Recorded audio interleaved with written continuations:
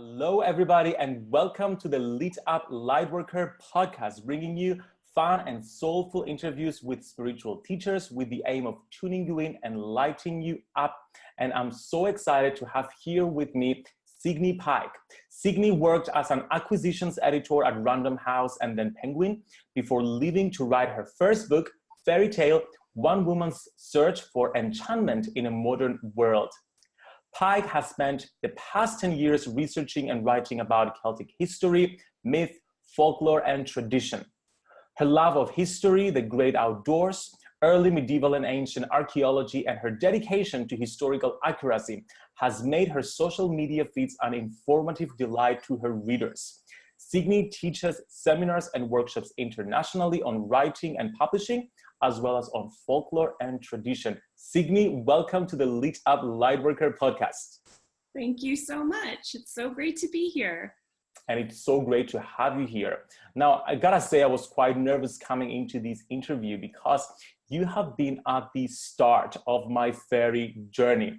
Your book, Fairy Tale, came into my life as soon as it came out, and it was at the start of my spiritual path when I was just beginning to explore fairies and the elementals. And what appealed to me the most was your transformation from a skeptic to a fairy queen.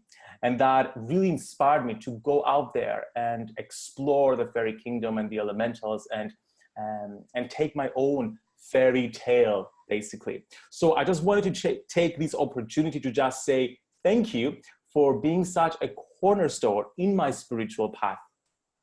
Well, that is amazing to hear. And that means a lot to me. So I'm glad you told me that. I think that was one of the reasons that I wrote the book, was that there was no middle way. I was raised as a skeptic, although, you know, like I write in Fairy Tale, raised on books like by authors like C.S. Lewis and Tolkien.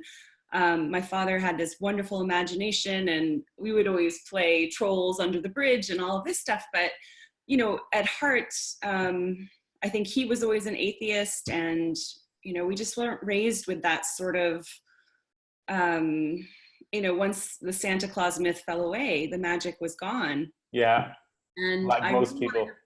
I wanted to find a way to recapture that in a way that felt authentic to me. And I was hoping there were other people out there who were looking for the same type of connection with the natural world, which is, I think, what we experience when we start our own journey investigating what we call fairies. Yes, definitely. And it was exactly that for me. I used it as like a map and a guideway to exploring different places. Now, I want to start from the beginning as well as to specifically, what was it that encourage you to leave the safety of a traditional job and just tell your publisher, I'm leaving and I'm going to go find the existence of fairies? What was it? What was that urge that you had? Well, it was loss. And I think that sometimes when we experience, for me, it was the death of my father. Sometimes when we experience something in life that really wrecks us, there's no other option anymore. You know, you just have to go. And so that's how it was for me. I think I was also an editor in a time period when that was the style of memoir, and it was inspiring to see people like Liz Gilbert doing that, and I had been inspired by her journey, being so brave. And now I think we see 10 years later, it's interesting to reflect, because now we've got memoirs coming out like I Miss You When I Blink by my friend Laura Philpott. And that is a memoir that you write without having to trash your life. You know, it's like, what do you do when you're lost and you're searching, but you don't want to have to quit your job? And, you know, because a lot of people would write to me and say, I'm glad you wrote Fairy Tale because I could experience it vicariously. But not everybody's able to hop on a plane, and not everybody's able to visit Glastonbury and all of the sites that I went to. So my aim was sort of wanting to ditch my own life and start over and find this enchantment and create, you know, a new life with that as the foundation. And also wanting to share that with other people so that if they couldn't go, they could still do it from their own backyard, even back then. And in the book, you talk about the importance of magic, and you do that as well in your latest novel, the trilogy, The Lost Queen. Now, why is magic important? Why is the belief in magic important, or is it, in your opinion? Well, firstly, I think it's important because I think that it's real. And I like the term magic is so fantastical. I like the term enchantment even Yes. better, because I feel like enchantment is something that's more rooted in an everyday type of existence. When you hear the word magic, you think of the magician or the man behind the curtain or wizards with wands. And I think that that is why so many people can't connect, because they don't know how to make, that's not real to them. Yeah. So I think that that sense of enchantment, but what I think is so amazing is finding the truth, finding the real religion that lies beneath everything. I wanted to find out the truth, the folkloric roots behind fairies and why they were remembered in the way that they were. And so to me, that's what enchantment was and is like, how do you enchant your daily existence by finding real life magic? What does that mean? I really like your blend of historical facts with mythology and with fairies and the spirituality. All these intersections of the different areas you tackle and you go in, both in fairy tale as well as the Lost Queen. I think it's interesting that certain historical times in the world have had or have believed, have included the existence of fairy queens and fairies and the elementals. Now, in the book, you talk a fairy tale. You take us through different places around the world and your encounters with the fairies. Could you tell us what are some of your most poignant experiences with and encounters with the fairy world? Well, one that always comes to mind is a place that I know you and I share, which is Glastonbury, England. Yes. Because it's such an amazing place. And in the last decade that I've been researching and writing about the ancient Celts, I've learned a lot about the actual early medieval and almost the prehistory of that area, which is really fascinating too. And the archaeological finds that they found on the tour and things like that. The way that the Somerset levels used to flood is really fascinating. And still in the spring, if you get a big rain, it looks as though the tour is surrounded by fields of water, which is amazing. And you can see how it rose up, the folklore of that place as being the land of the dead and Avalon and Isle of the Apples, and all of that. But it was in Glastonbury's gardens, the Chalice Well, where I first saw these strange sparkling lights in the trees at night that I couldn't explain. And they weren't fireflies. And, I talked to my friend who was an entomologist, and that's not what it was. And I've since experienced that same phenomenon in many places. And I went home to be able to experience it for the first time in my own backyard, and where I live now by the beach, I see it sometimes. And I still can't explain it, but Glastonbury was the first place that I really experienced that. And you always get this incredible sense of connection with something that's just beyond your knowledge when you see it. Oh my God. Glastonbury. I just love Glastonbury. Let me tell you, I discovered it by your book. So I didn't know it existed before that. And then from the book, I remember the day as if it was yesterday. I was in the bus from Bristol. I was studying in Bristol, which is nearby Glastonbury. I was on the bus going to Bristol and I had fairy tale in my hands. I'm like, okay, let's read. Where should I go? So ever since I visited Glastonbury like countless times, last time was early this May. And again, I would always be drawn. Here's the interesting thing, Signe. I've always been guided to visit the Chalice Well Gardens. And even though I knew of the existence of the White Spring as well, which is right next to it, I could never find it. It's like the fairies just wanted me to keep visiting them at the Chalice Well Gardens, and I wasn't ready to explore the deeper divine masculine energy of the White Spring. So it wasn't until like years later, like 5 years later, after visiting every single year, that I was able to actually encounter the White Spring. But I was always been fascinated by the energy of the Chalice Well. What is it, in your opinion? What is it that attracts so much magic, so much enchantment? What is it about those gardens? I mean, I think that it's a combination of things. I think it's the fact that that place has been sacred for so long. to so many different people of so many different faiths. And you find the same thing when you visit a really old mosque or a really old Buddhist monastery. I think that's a really interesting type of everyday enchantment, is the way that a spiritual center feels different from other places because of all of the intention it's been given by people who visit. And it's something really interesting that I find about the Chalice Well.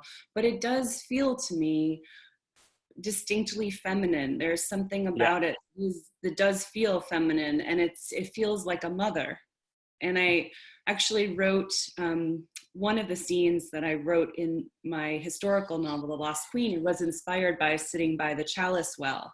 And I have my character Langorith go, and she's sitting beside this pool that would have been in Glasgow, but now doesn't exist. It was a natural spring that's been covered up, maybe now runs underground. But back then it would have been a really sacred place. And I just I sort of thought back to how I felt when I sat beside the Chalice Well and wrote that and shared that in a fictional setting. But it's a very real feeling. You get this sort of a pulsing, or this strange sense of peace and power too. Just like anything you need, you can draw from that place, and it feeds so many people, and yet there's always more. There's always more.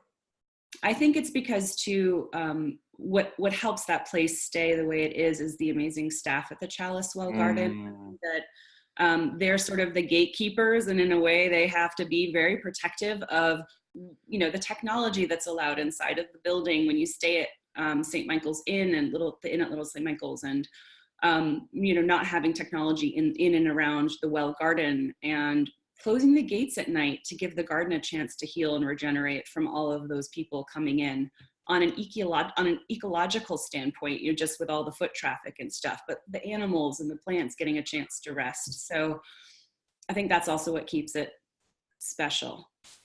Definitely. I've been there a couple of times during summer solstice, and there were rules like don't use your phone too much and be quiet and all that, which was the stuff there helps create and preserve the sacred energy of the place. Mm-hmm. So let's go back to the very basics.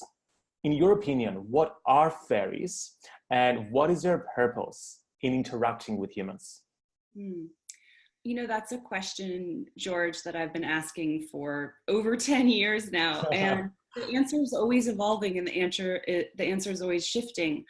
I think I started writing fairy tale believing that fairies were these diminutive, small little creatures that, flew around flowers and were silly and mischievous. And what I came to realize quickly as I started to talk to people in Ireland and Scotland who really know of a more ancient type of fairy faith, you hear a lot that the word fairy is not really one that applies. And I think that's because toward the end of the book, and especially now that I've been writing about the Britons and the Gaels for so long, really what happened was that it was a religion that worshipped the land and nature, and that they were people who found divinity in nature. And to them, waterfalls and natural sites where water, pure, fresh drinking water bubbled up from the ground miraculously that came from beneath a mountain, that was imbued with magic. And rivers were goddesses, and some rivers are gods. Most of them are goddesses, but some rivers were gods. And you also find a lot of, you mentioned devas, sort of fairy queens. Well, you find a lot of regional gods and goddesses in the Celtic pantheon. A really great example from my novels would be Clúda, who is the goddess of the River Clyde. And so she's the great example of someone who was a deity back in Langorith's time, but who, when the advent of Christianity came, she was pushed underground, and the river was just called the River Clyde. And but the people remembered these beings. They talk about the day that the fairies went underground. Well, that was really, I think, what happened with the coming of Christianity. It sent the old gods underground, and there was a new god that came. Like Bridget, for example, as well. Bridget being, And there's a lot of, it's really interesting when you look at the Celtic saints. There's some who were old gods, I think, and then there are some who were actually, I think, very influential druid figures in history. Saint Maluig is one, and I'm hoping to write about him in my second book. But I think he was an actual historical figure. And I think that the further back you go into prehistory, like Queen Maeve, we don't know, she might have, of Ireland, she might have been a historical queen, but she might have been a goddess of the land who's being remembered. But I love that blurring. And so I think I'm hesitant to say just, you know, what is a fairy? Well, I think fairies are nature personified, like nature spirits.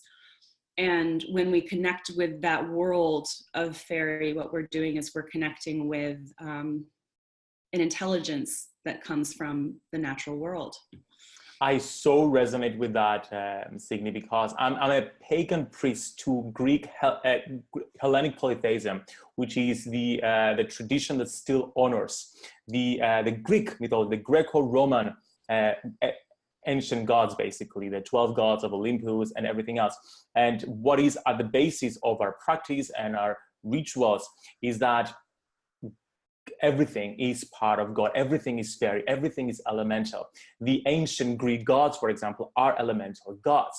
For example, during Easter time, we celebrated the death and rebirth, the resurrection of Adonis. And what is Adonis? It is a sprouting of nature after the winter. So the winter comes, nature seems dead, and then the first sun hits, and then Adonis just is resurrected, which was eventually it was a perfect timing for Christianity to insert Jesus and the resurrection of Jesus. So it's that shift that you're talking about in between. So 100%, I find how interesting it is that all the different pagan religions around the world had their own mythologies, their own stories, their own different names. They sometimes didn't have communication with each other, and yet they came up to the same conclusions, that nature has spirit and has elemental energy and has therefore fairy, which is a wonderful way to look at the world. Okay, so now from your perspective right now, are there some do's and don'ts when it comes to communicating with the elementals or fairies or nature spirits? Ooh, so it's been a while since I've done my do's and don't list. Because your perspective has changed so much. So I'm curious to see if your do's and don'ts have changed or if there are no don'ts.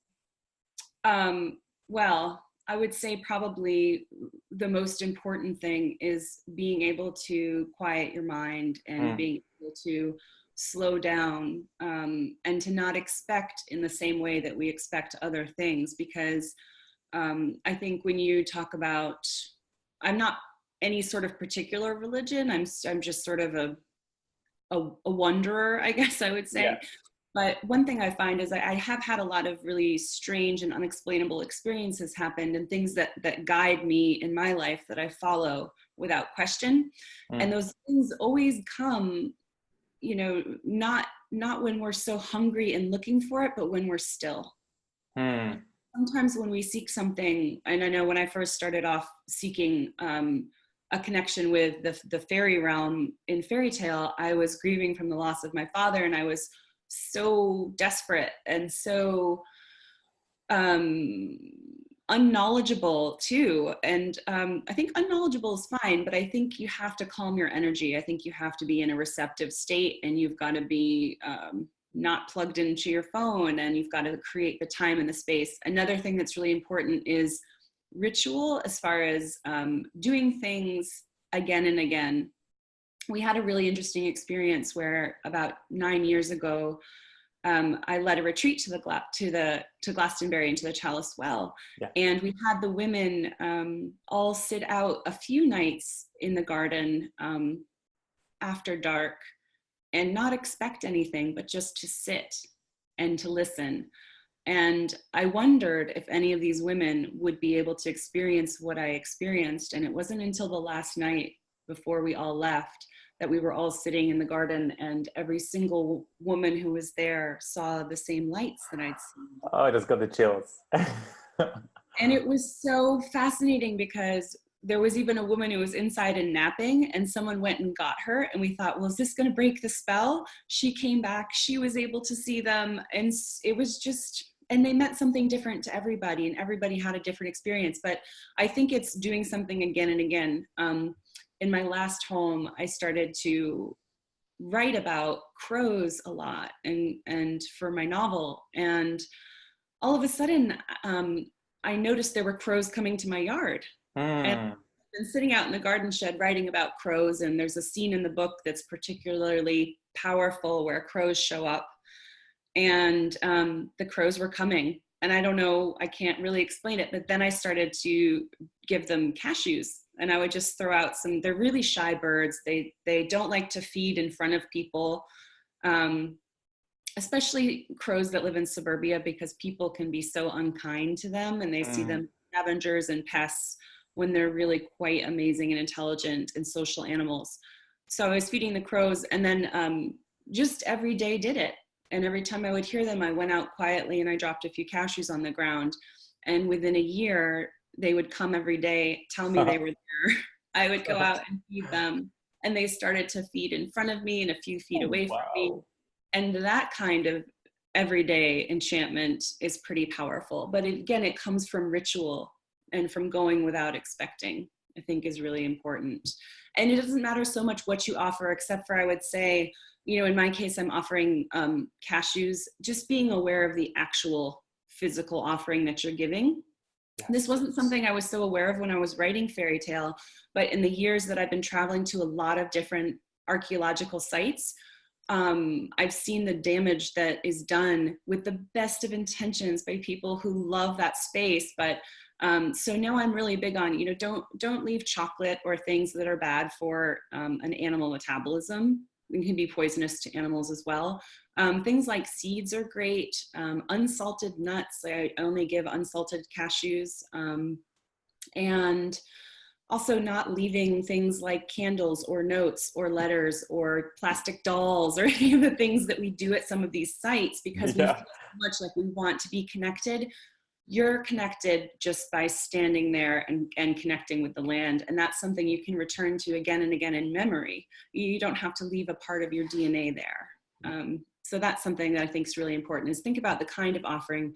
And it honestly doesn't matter what it is, so long as you're giving it with presence and with intention and with gratitude.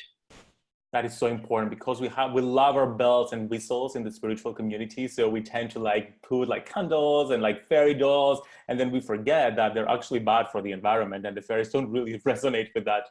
Okay, makes sense. Yeah. And those are really great things, though, you know, to use in your own space, to create and draw some of that energy in. Yeah, I know. and I know too, you know, people bringing their special crystals or purchasing something from the Chalice Well shop that you can then bring home. I've done that several times, and now I have a prism that hangs in my office, and when the light comes through it, it just reminds me of Glastonbury, and I washed it in the fountain before I left. And so those are ways we can bring that home with us and create our own special spaces indoors with all the candles and crystals and incense that we like. So important, such an important distinction. Thank you. So, Signe, how has your life changed since you've written Fairy Tale? It's been 10 years now. Yeah, and you know what was funny? I was upstairs and I was realizing that actually 10 years ago on this day, I was traveling to the Isle of Man and hadn't written. Oh my goodness. Wow. It was funny. So I know probably, you know, some viewers won't see this until September, but, you know, I'm recording in early June. From today, I was going to have my birthday with the bikers who I would befriend, who I wrote about in the book. Is today your birthday? A week from today, the week from Thursday. Yeah. Oh, wow. What a nice way to just celebrate that 10-year anniversary of visiting. It's amazing. My life's changed a lot. It took me a long time to find, after I came home, what the next project was going to be. And I kept reading books on the Celts and reading books on the Celts and on history, and, you know, the archaeology, and my husband at the time said, like, well, you're done. When are you going to stop reading? You don't have to read those things anymore. And I just said, I can't stop. And it was because I hadn't found Langoreth yet. I hadn't found this 6th century queen who needed her story to be told. And that's kind of been the purpose of my life, is to tell her story. And I think after that will be 3 books, and then after that it's about, well, who else's story needs to be told, I think, for a while, or maybe going back to my own, because certainly, you know, my life changed a lot. My husband and I ended up growing apart and separating, and now we're divorced, and both had a baby who's now 4, and but I think because of the way that I shifted how I see the world and how I live, you know, I had a divorce, but it was like a really good divorce. Can you say that? It was a compassionate divorce. We're able to stay really good friends. And it was just a matter of, you know, the way that I see the world is so different from the way that I used to when we met, and we just didn't align anymore. And so we're just really good friends that care about each other a lot, and we're just kind of going our separate ways. But so that's been a big change for me. And now living out at the beach and selling TV rights to Lost Queen means I will get to expand. Oh, that's amazing. Yeah, we sold TV rights back in October. So congratulations. Oh my God, I didn't know that. Okay. Yeah, it's very exciting. And it means for me being able to expand storytelling in a really exciting way. Yes. Because I will now get to show different scenes and moments in The Lost Queen that I didn't get to show. And we're going to have the budget to do it. You know, we'll have like an Outlander sized budget, hopefully, that we can really get everything historically correct and pull in the right experts and build the right sets and do all of the technical work in order to tell the story in the right way. Wow, where the fairies have taken you. So let's talk about the Lost Queen, because although it's a novel and it's not a book essentially about fairies, it has a connection to fairies. It's basically about fairies in a different way. Could you tell us what that connection is? Could you tell us what the book is about? Just tease a little bit. Yes, so it's basically the Lost Queen is a retelling of the Arthurian legend, which is actually based on new scholarship that's come out in the last 25 to 30 years. And it places Merlin as an actual historical man who we think lived back in the 6th century, not in Cornwall, sadly, I'm sorry, Cornwall, and not in Wales, sorry, Wales, and not anywhere else in England, but actually in southern Scotland. And there was a man named Lailoken, and Lailoken had a twin sister who I learned about actually when I was in Glastonbury in a bookstore. This is where I found the book Finding Merlin by an author called Adam Ardrey. And it's a nonfiction book about Lailoken and his life and who the original historical Arthur would have been. And in it, there's this little line where he said, and he had a twin sister named Langoreth, who was a queen married to a historical king.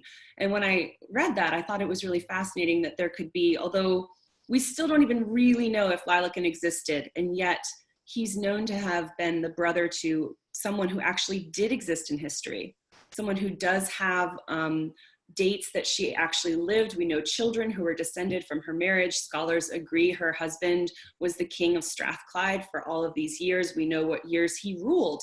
And I thought, well, how strange that, you know, her brother has been totally fictionalized and she's been completely lost to history.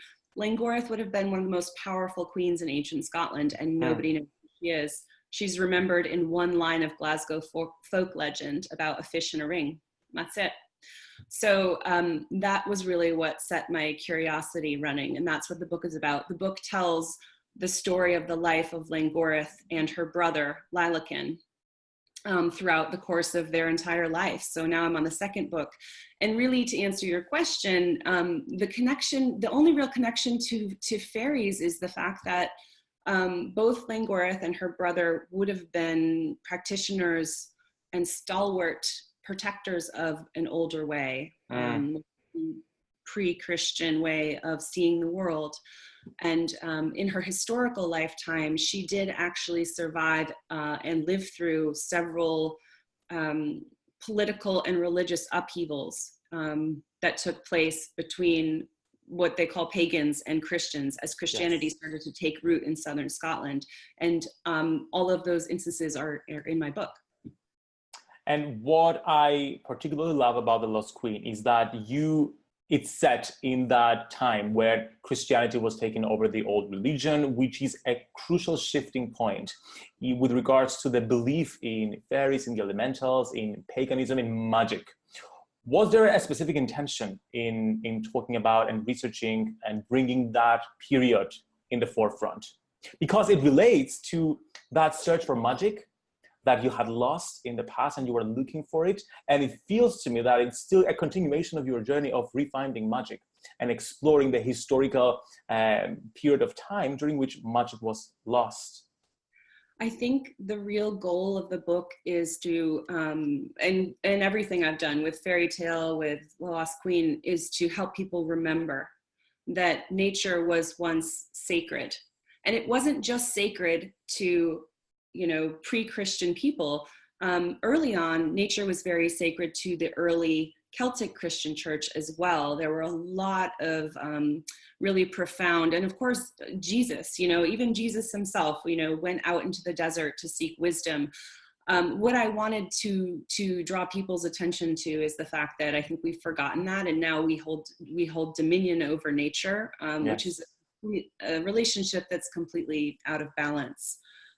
So if there's one thing that my books can do, I hope that it's that. I hope that people can see that pagan or Christian doesn't really matter. It's about how you relate to the land that created you, really. Whether you believe there was a deity behind how you've been created, or whether you're even just biomatter of the earth, you still need to respect it. We're at a point in our culture where we, can't really afford to ignore that fact anymore, that we're poisoning the planet that we live on. So that's kind of the biggest mission behind my books, aside from the fact that I think that there has been a real shift of balance with, this relationship between masculine and feminine. And I think that a lot of female voices have been suppressed. A lot of female stories have been suppressed. And so I love being able to unearth some of those stories and share them with readers. And it feels as though when I do that, I'm able to bring that person back to life, or at least honor their memory in a way that they deserve. I love it. And I love that it's a blend of spirituality, divine feminine, with historical figures and folklore, and it's all coming together. I think that's what I love the most about your books, like the combination, because I'm a kind of person that likes to combine, right mind with left mind, therefore historical research, mythology, and then spirituality. So for me, this is perfect. And I know everybody will love The Lost Queen and fairy tale as well. Now, there's a sequel coming out, right? Yes. When is it coming out? Do we know yet? Can you announce it yet or not? Yeah, the second book will be going on sale next summer in the US and Canada. Mm-hmm. Amazing. Yeah, so that's really exciting, and I'm working on it. It's actually due to my editor on August 1st, so trying to steal every little minute. My manuscripts are usually about 600 pages. Yeah. So it's a lot of writing. A lot of writing.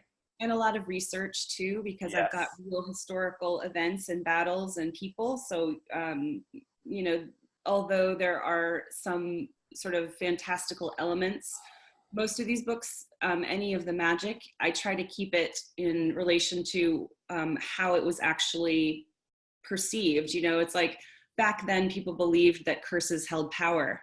So I think it's really funny that if you then show in a book that's pre-Christian a curse holding power, your novel is considered fantasy. Whereas if you show a prayer working in a Christian historical novel, it's still considered historical fiction. Wow. So that's something that I actually feel really, really strongly about my work. I don't like my books to be called fantasy, because actually they're not. I've had in my own life things happen that I can't explain, and that doesn't mean that it wasn't real. So in order to make sure to protect my reputation as a historical author, I have to put the time in to make sure that all of my details and dates are are historically accurate. Mm. And how about the TV show? Do we know when it's coming out, or is it still in like early production? Yeah, we're still very early Okay. stages. But I think that's probably a good thing because right now I'm hoping to just get these manuscripts done. Yeah, I think that makes it's a sense. scary thing what happens once a lot of people start finding your work. It's amazing because you had this thing that was in your brain and obsessed you, and then it's somehow you put it into this book and then you can't, it's in someone else's brain, and it's just a very strange thing, I would say, literary magic. But it's also when you invite the world into your world in that way, it can be really like a total mind fuck in a way, you know? Yeah, So I cannot wait. I cannot wait until it all flourishes. I'm so excited for it. And Signe, finally, where can people connect with you? What's so the best platform? I have my website is just signepike.com. And then I'm also pretty active on Facebook. I have a Facebook author page, which has been around for now 12 years or something. So it's a really great community. And there's a lot of people on there who have been with me from the very first days of researching fairy tale, which is awesome. It's a great community of people, and I'm determined to keep it that way. And then I have a little Twitter and Instagram. And Instagram is kind of where I share a lot of pictures of my son. So that's just kind of, I love them. yeah, there's been a lot of, bookstagrammers, and Instagram is becoming really popular with readers, which is great. I just hope they understand that I will share historical stuff, but that's also the place where I just like to post pictures of Asa. So Why not? that's right. Signe, thank you so much for being on the Lit Up Lightworker podcast. It's been such a pleasure. Thank you for all you're doing, for all you've put out into the world. And thank you for guiding our path to enchantment and magic. It's my pleasure. Thanks so much for having me.